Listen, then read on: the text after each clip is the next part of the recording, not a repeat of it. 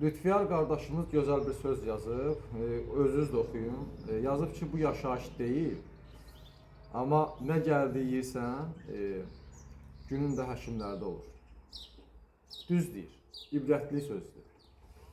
Bax, mən nə gəldi yeyib içirdim, axırda da görün nə qədər xəstəlik məni yaxaladı.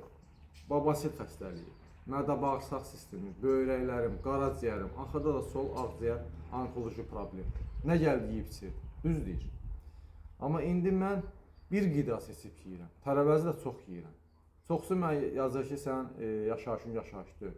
Qardaşım, mən beləcə xoşbəxtəm, düşüncələrim də gözəldir. Çünki canım sağlamdır.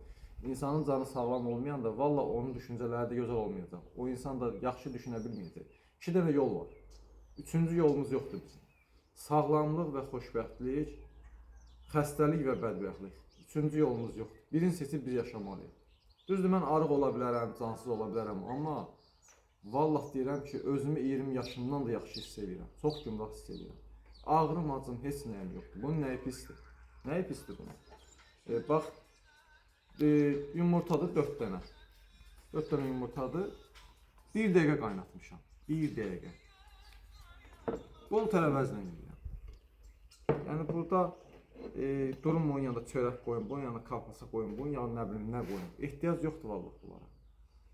Düzdür, yumurtanı çiğ də içmək bizə çox fayda verir.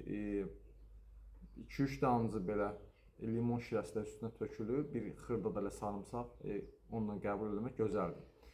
Amma mən məsələn 1 dəqiqə qaynadıram belə yüngül. Həftədə bir dəfə yeyərəm mən bunu. Bir dəfə, 2 dəfə belə yeyərəm.